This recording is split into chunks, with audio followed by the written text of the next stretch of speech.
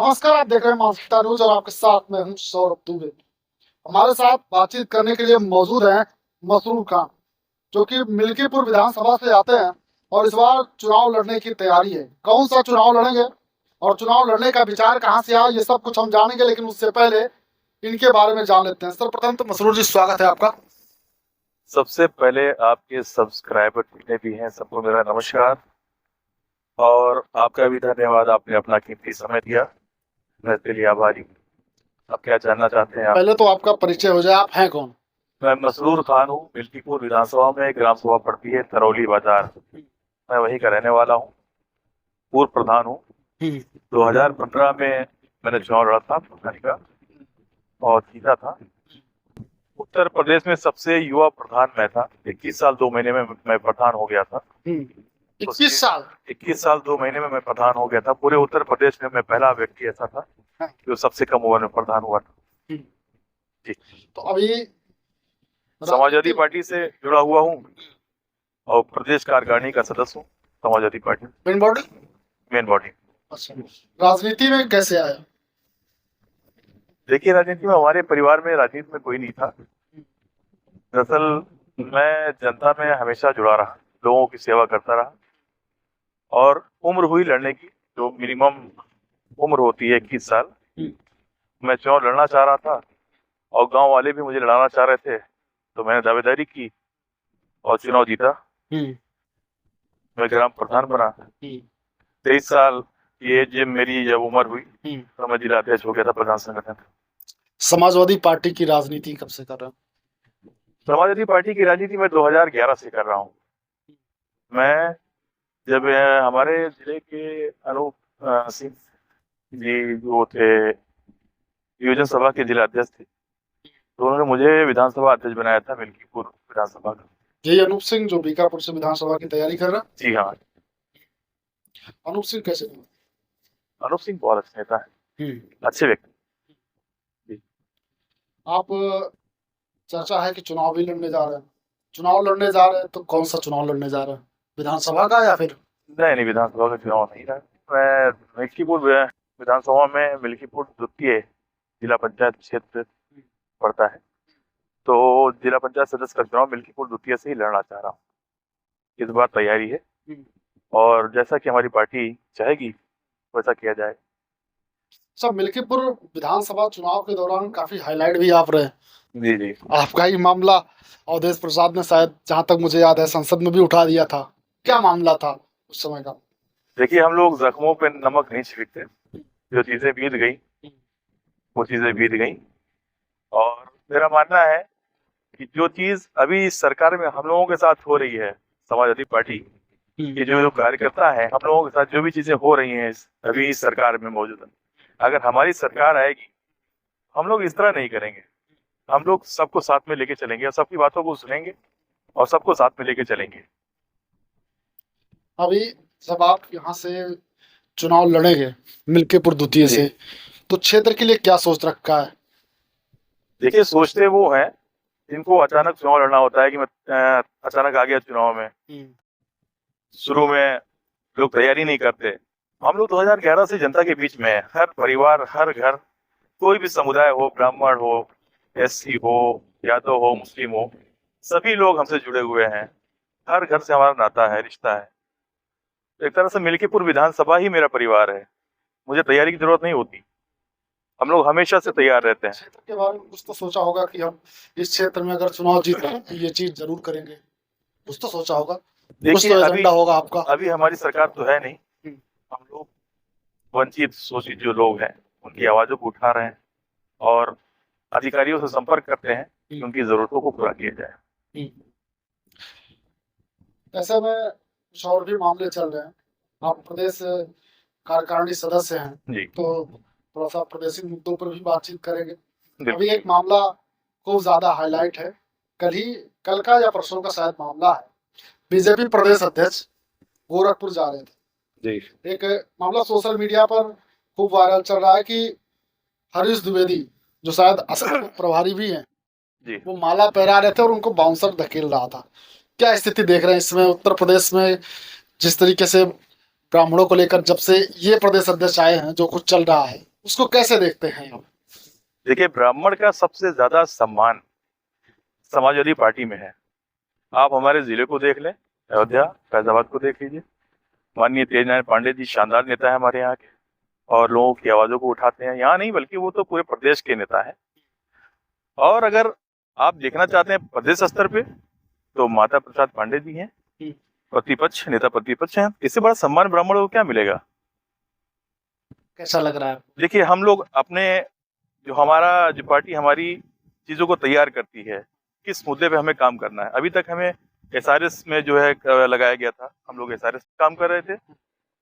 हमें गोंडा का प्रभारी बनाया गया था, वजीरगंज ब्लॉक था हमारा। अभी हम लोग वहां से होकर आए हैं। अभी हम लोगों ने उस चीजों को पूरा किया है। उसके बाद देखते हैं अगला मुद्दा हमारा क्या है, किस एजेंडे पे हमें काम करना है। एसआईआर हो रहा था जी। एसआईआर में क्या आपको लगा कि? देखिए, एसआईआर पे जो प्लानिंग थी भारतीय जनता पार्टी की, वो नाकाम रही। हम लोगों ने ज्यादा से ज्यादा, जो भी हमारे वोटर थे, जो भी सपोर्टर थे, हम लोगों ने ज्यादा से ज्यादा मेहनत करके उन लोगों को जोड़ने का काम किया। वोट कटे नहीं? मुझे नहीं लगता मेरे वोट कटे। बाकी जिनके कटे हैं वो परेशान है अब। मतलब कटना किसी और का था, कट किसी और का गया। बिल्कुल बिल्कुल। हाँ सर, नेताजी मुलायम सिंह यादव की एक प्रतिमा लगी थी जी इलाहाबाद में। जी। तो उसको लेकर भी तमाम वाद विवाद हुआ, तमाम चीजें सामने आई, और लगवाने वाले जो थे उनके खिलाफ भी शायद कोई मामला सामने आया। ऐसे में नेता प्रतिपक्ष माता प्रसाद पांडे वहां पहुंचे, फिर ये हुआ कि राधा और कृष्ण जी की मूर्ति वहां पर लगेगी, नेताजी की प्रतिमा नहीं लगनी है। इसको आप कैसे देखते हैं? देखिए, नेताजी की बराबरी करना आसान नहीं है। वो एक ऐसे नेता थे जिनको देश का सर्वोच्च सम्मान दिया गया। अब अगर जिसको देश का सर्वोच्च सम्मान दिया जा रहा है, उसके बारे में अगर आप गलत टिप्पणी कर रहे हैं, फिर ये ठीक नहीं। मूर्ति लगनी चाहिए थी, बिल्कुल लगनी चाहिए। समाजवादी पार्टी की सरकार अगर आती है तो लगेगी। अरे, हम तो हर जगह लगाएंगे, हर शहर में लगाएंगे। 2027 का चुनाव कैसे आप देखते हैं विधानसभा का? विधानसभा का हमारी अयोध्या की 5 सीट जो है हम लोगों की होगी। 5 सीट पे विजय होगी, और राष्ट्रीय अध्यक्ष जी जो है हमारे अखिलेश यादव जी प्रदेश के मुख्यमंत्री बनेंगे। 500 निकल जाए, कोई संदेह नहीं। बीजेपी के ही फायर ब्रांड नेता विनय कटियार भी एक्टिव होते हुए नजर आ रहे हैं, और चर्चा ये है कि अयोध्या में ही कहीं से चुनाव लड़ेंगे, हो सकता है अयोध्या से ही लड़े। देखिए, जात पात तो जनता ने नकार दिया है। अब कहाँ सोच रहे हैं आप ये चीजों को? जात पात खत्म हो चुकी है। आप मुद्दे की बात कीजिए, शिक्षा की बात कीजिए, स्वास्थ्य की बात कीजिए। जात वास्तव में खत्म हो चुकी है, समाप्त है। जनता जागरूक है। टिकट कैसे दिए जाते हैं, जात के आधार पे या? देखिए, जात के आधार पे टिकट, क्या कह रहे हैं, मतलब समझा नहीं मैं। टिकट, पार्टियां जो राजनीतिक दल टिकट देते हैं या किसी को मंत्री बनाते हैं, क्या उसमें जाति का कोई मतलब नहीं होता? इस पार्टी में होता होगा, हमारी पार्टी में तो ऐसा नहीं। हमारी पार्टी में तो ऐसा नहीं। क्या जात देखकर टिकट नहीं? तेजनारायण पांडे जी मंत्री थे, और प्रसाद जी मंत्री थे, हाँ। लीलावती कुशवाहा जी को बनाया गया था। इसमें कौन सी जात? सभी लोग थे। टिकट किस आधार पर दिया जाएगा? टिकट उसी को दिया जाएगा। ये तो खैर राष्ट्रीय लेवल का मामला है। हाँ बिल्कुल। देखिए, ऐसा है कि टिकट का आधार जो होगा, टिकट उसी को दिया जाएगा जो उस सीट को जीतने लायक होगा। जात पात देखकर नहीं दिया जाएगा। सर्वे चल रहा है। रिपोर्ट, इंटरनल रिपोर्ट जा रही है।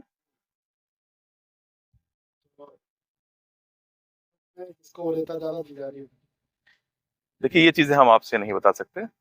ये कुछ गोपनीय चीजें होती हैं पार्टी की। बाकी चीजें आप पूछ सकते हैं। अच्छा, अभी डिप्टी सीएम ब्रजेश पाठक, उनका एक वीडियो खूब सोशल मीडिया पे वायरल रहा। नेताजी ने भी वीडियो शेयर किया, शायद देखा भी होगा। उस मामले को लेकर क्या कहेंगे? ब्रजेश पाठक जी का कौन सा वीडियो? स्वास्थ्य मंत्री, वो तो मैं जान रहा हूँ। किसी जनपद में वो दौरे पर गए हुए थे शायद जी। तो फिर पत्रकार ने कोई सवाल पूछा शायद डॉक्टर को लेकर, तो वो भागते हुए नजर आए, बोला नहीं उन्होंने कुछ। भाई साहब, मैं आपसे एक चीज कह रहा हूँ ना, आज की डेट में आप शिक्षा पे बात कीजिए, स्वास्थ्य पे बात कीजिए। अभी तमाम ऐसे मुद्दे हैं जिन पे बात होनी चाहिए। लेकिन कोई बात कर रहा है? सारी बातों को लाकर एक जगह घुमा दिया जा रहा है।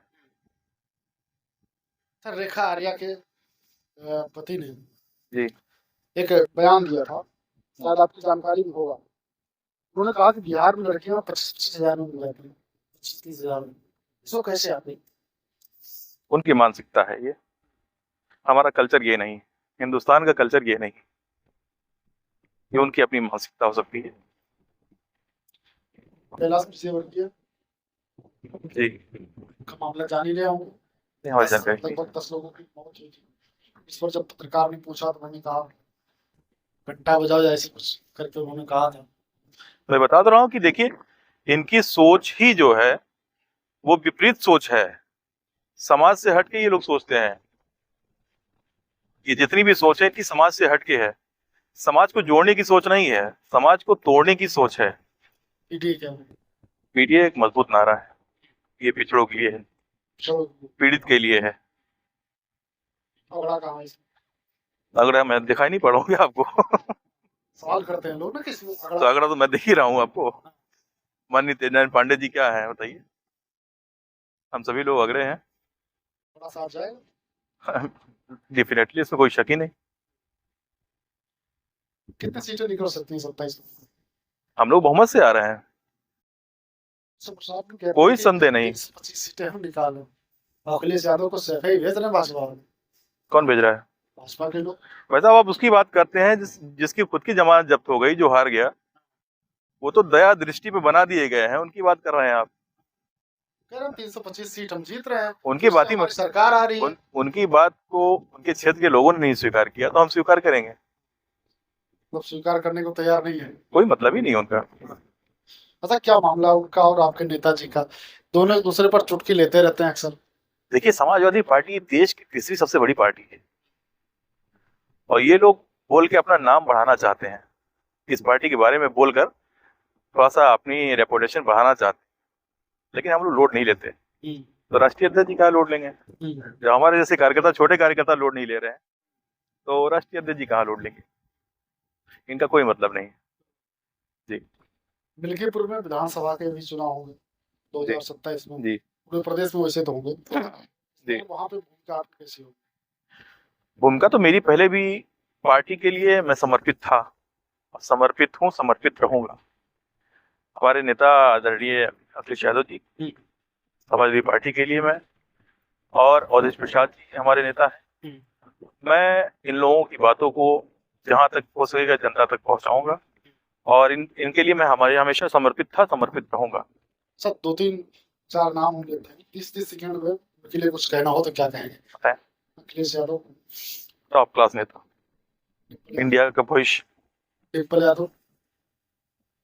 टिम्पल यादव जी जो बहुत ही शानदार नेत्री हैं, और उनसे महिलाएं, देश की महिलाएं प्रभावित हैं। चाचा शिवपाल यादव, वो फायर ब्रांड नेता है। ओवैसी जी के बारे में कोई खास मैं टिप्पणी नहीं कर सकता, क्योंकि मैं रुचि नहीं रखता। सूबे के मुख्यमंत्री जी के बारे में मैं कहना चाहता हूँ कि जो चीजें वो कहें उसको साबित करके दिखाएं। स्टूल मंत्री के बारे में कह रहे हैं क्या कहना चाहेंगे इनके बारे में? कुछ कहना हो? मैं यही कहूंगा कि जितना दायित्व तुमको दिया गया है उस पर वो अपना निर्वहन करें, फजूल टिप्पणी मत करें, कोई मतलब नहीं। उनकी बातों को कोई लोड नहीं लेता। टलते अब दूसरी जगह आ चुके हैं, तो ऐसे में एक सवाल और बनता है आपसे। और पूछिए। अयोध्या की जिला कमेटी बन गई, इस पर आप क्या कहेंगे?